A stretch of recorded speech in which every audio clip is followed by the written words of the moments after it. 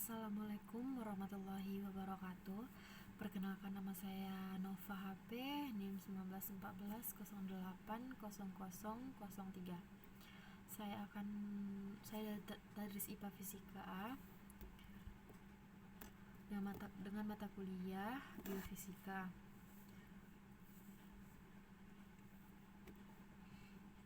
Baiklah, pada video ini saya akan menjelaskan materi tentang biomaterial, yang mana subtopiknya terdiri dari pengertian biomaterial dan hubungannya dengan berbagai cabang ilmu pengetahuan, sejarah biomaterial, fungsi biomaterial bagi manusia, persyaratan biomaterial yang dapat digunakan oleh tubuh manusia, klasifikasi biomaterial beserta kegunaannya, dan sifat-sifat biomaterial. Kita masuk pada materi yang pertama, pengertian biomaterial dan hubungannya dengan berbagai cabang ilmu pengetahuan.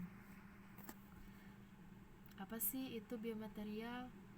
Nah, biomaterial ini adalah ilmu yang mempelajari tentang struktur, komposisi, sifat, dan manipulasi material. Dan manipulasi material kedokteran gigi yang berkontak dengan jaringan keras atau lunak tubuh manusia, berintegrasi dengan sistem biologis untuk mengembalikan fungsi dan estetik di dalam suatu sistem stomagenik di dalamnya. Juga diuraikan mengenai perkembangan material, cara memilih dan mengevaluasi serta pemakaian material di bidang kedokteran gigi. Kajian dengan biomaterial ini disebut dengan biomaterial atau rekayasa biomaterial. Nah, materi kedua, sejarah biomaterial. Bagaimana sejarah biomaterial ini? Nah, sejarah dari biomaterial ini adalah untuk menggantikan organ manusia yang rusak dengan material yang tak hidup telah ada sejak dari 2000 tahun yang lalu, dimulai dari bangsa Romawi, Cina, dan Aztek yang memiliki peradaban kuno yang tercatat menggunakan emas atau untuk perawatan giginya. Pada masa itu, perkembangan material diuji coba secara trial dan error terhadap tubuh manusia ataupun binatang, namun tingkat kesuksesannya pun tidak maksimal. Nah, itulah sejarah dari biomaterial. Materi yang selanjutnya adalah fungsi dari biomaterial bagi manusia. Apa aja sih fungsi dari biomaterial bagi manusia itu? Nah, biomaterial ini, kawan-kawan, memiliki fungsi untuk memainkan peran utamanya dalam menggantikan atau memperbaiki fungsi dari sistem utama tubuh seperti implan, perangkat ortopedik, implan jantung seperti katup jantung buatan atau alat pacu jantung, implan jaringan lunak seperti implan payudara dan suntik kolagen, implan gigi untuk menggantikan gigi atau sistem akar dan jaringan tulang di rongga mulut, dan juga termasuk pada peredaran darah dan saraf. Nah, itulah fungsi-fungsi dari biomaterial bagi tubuh manusia. Persyaratan. Selain itu, ada persyaratan biomaterial ini yang dapat digunakan oleh tubuh manusia. Apa saja itu? Nah, biomaterial ini adalah material yang mengalami kontak langsung dengan sistem biologis pada makhluk hidup. Material tersebut diharuskan memiliki beberapa persyaratan. Di antaranya adalah tidak menimbulkan pengaruh buruk pada manusia atau pada tubuh manusia, memiliki ketahanan terhadap korosi atau karatan, dan juga memiliki kekuatan yang baik, terutama pada kekuatan fatigue. Yang kelima, materinya adalah klasifikasi biomaterial beserta kegunaannya. Nah, biomaterial ini diklasifikasi menjadi 4 berdasarkan materialnya, yaitu polimer, komposit, keramik, dan logam. Nah, dalam dunia medis, biomaterial berbahan logam adalah material yang paling sering digunakan untuk bedah tulang atau kebutuhan kesehatan yang lainnya. Di dalam tubuh manusia, magnesium akan mengalami proses degradasi secara alami sehingga tidak diperlukan tindakan operasi lanjutan untuk mengeluarkan implan.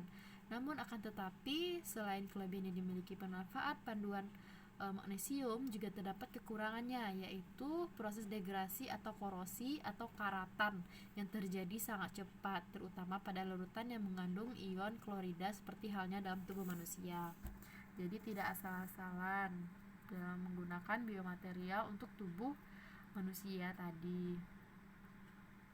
Nah, untuk sifat-sifat biomaterial itu apa aja? Yang pertama, sifat biomaterial daya hantar panasnya merupakan kemampuan bahan untuk memindahkan panas di dalam strukturnya. Yang kedua, sifat tahan panas yaitu sifat bahan yang tetap tahan pada suhu tinggi dan tidak membentuk lapisan oksida. Yang ketiga, daya hantar listrik yang mana merupakan kemampuan bahan untuk menghantarkan arus listrik. Nah, sifat mekanika adalah sifat suatu material yang dikaitkan dengan kemampuan material untuk menahan beban. Nah, apa saja sih sifatnya? Yang pertama ada kekuatan atau strength. Kekuatan ini merupakan kemampuan suatu material untuk menolak deformasi terhadap beban. Yang kedua, elastisitas, yang mana elastisitas ini merupakan kemampuan suatu material untuk mengembalikan bentuk aslinya setelah beban ditiadakan. Yang ketiga ada plastisitas, yang mana pengertiannya ini yang perlu kawan-kawan tahu adalah kemampuan suatu material untuk terdeformasi secara permanen terhadap beban. Yang keempat, kekakuan, yang mana kekakuan ini merupakan kemampuan suatu material untuk menolak deformasi elastis. Yang kelima, keuletan atau kemampuan suatu material untuk meregangkan, menekuk, atau memelintir tanpa retak ataupun patah. Nah, itulah sifat-sifat dari mekanika biomaterial. Nah, adapun materi selanjutnya adalah kelebihan dan kekurangan dari biomaterial. Apa aja sih kelebihan dan kekurangannya?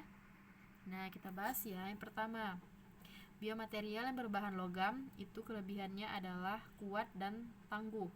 Sedangkan pada biomaterial yang bersifat polimer itu kelebihannya adalah kenyal dan mudah diproduksi.